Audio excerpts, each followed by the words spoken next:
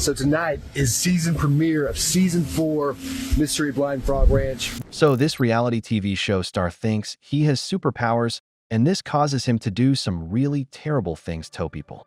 Now, the guy's name is Chad, and Chad is 40 years old when this story starts. And bro, you know, like I said, he's somewhat of a reality TV star. Hester's in this show on Discovery Channel called Mystery at Blind Frog Ranch, where he and his dad live on a big ranch in Utah. And there they hunt for lost treasure like gold and ancient Aztec artifacts that they believe are hidden there. They also investigate potential paranormal activity on the ranch, but you know, of course, they never really find anything. Regardless, Chad, he's kind of a thrill seeker, and he's definitely got some mental health issues. So, one night in 2024, those mental health issues start to become very apparent because he is out in Amarillo, Texas, riding his Harley Davidson, and the dude blows right unmarked police car just happens to see him.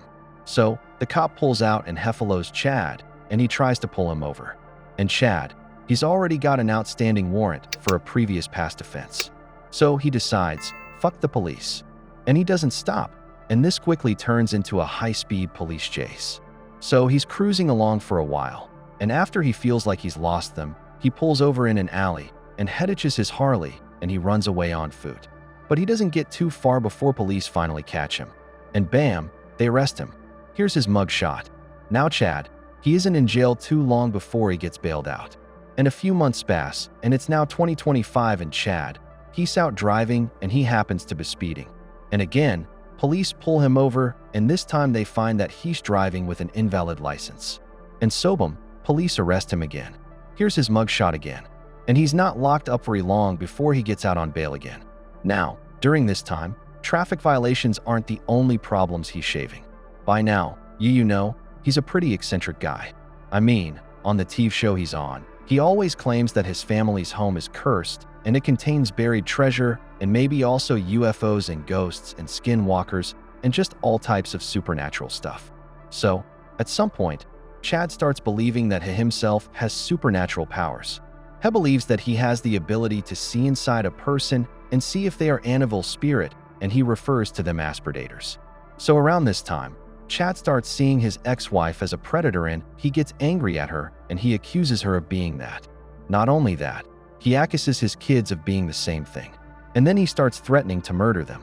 So his ex-wife rightfully goes, and she gets a protective order against him, and he officially gets barred from contacting any of them. A few months after that, randomly Chad just disappears. His friends and family don't know where he is, and his family knows that his mental health is getting worse, and so they get worried about him. So they go to the police, and they report him missing. And eventually, luckily, he's found safe in Albuquerque, New Mexico. But at this point, it's clear that it's only a matter of time before he snaps. A few months after he's found in Albuquerque, he goes to Las Vegas for some reason, and there he's staying at the Encore Hotel. Well, at some point during this trip, his credit card gets declined and he isn't able to pay for his room. So he gets all angry and belligerent about this, and he goes and he locks himself in the room, and he won't let anyone in, and he refuses to leave the hotel. So the hotel staff calls the police, and police show up, and bam, they arrest him yet again. Here's his mugshot again. Now, because he was arrested those times before in Texas, Chad has an active warrant out for him for contempt of court. I assume he just didn't show up to his prior court hearings in Texas, so they put a warrant out for him. Regardless, he's technically considered a fugitive in another state. So, in Vegas, he has Tosti in jail for a while. Now, here in jail is where things get really crazy for him. As I've said before, Chad believes he has supernatural powers. He believes he has the ability to see spirits inside people, which allow him to know if they are bad people. He calls these bad people predators. Now, during this time, he's in jail, locked up with some people who have probably done some really bad things. So, you can imagine his so-called super ability is going off like crazy. But for some reason, Chad really zeroes in on this guy. His name is Christopher. And Christopher, he's in here serving a 6-month sentence for violating probation on a theft case. He also has a history of property-related offenses. So, it seems like the guy has got some issues, but he doesn't appear to be a violent offender. Regardless, that's not what Chad is seeing.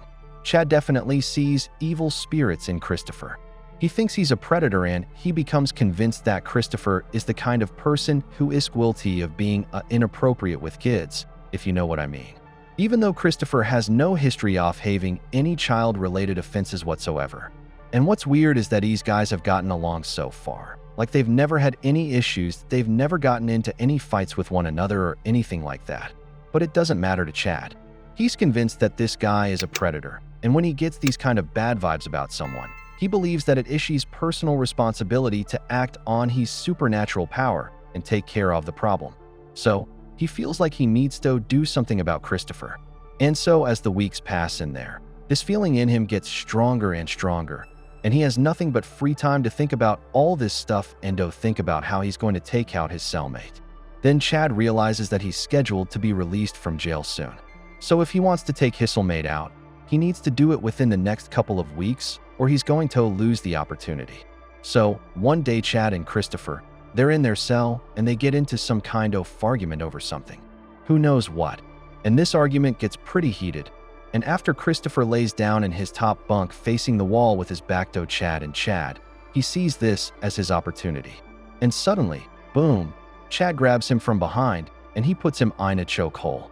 And Christopher, he fights and he tries to scream for help, but Chad won't let him go. And other inmates around, they can hear the struggle, but they're all locked up in their cells, so they can't really do anything. And so Chad holds Christopher there until he stops breathing and he's no longer alive. Then he places him on the bottom bunk and he covers him with a blanket like he's asleep. Now, this particular detention center is already overcrowded and apparently understaffed. So the guards there, they're not really able to pay close attention to everything that's going on. And so 8 hours go by and none of the staff notices Christopher's body. But then some of the guards are doing a routine check and they finally find him there on the bunk. And so police come and then they investigate and they interview Chad and he confesses to everything. He says he killed Christopher because he saw evil spirits in him and he felt that he was a predator. And he says that he doesn't care if he spends the rest of his life in prison because of it.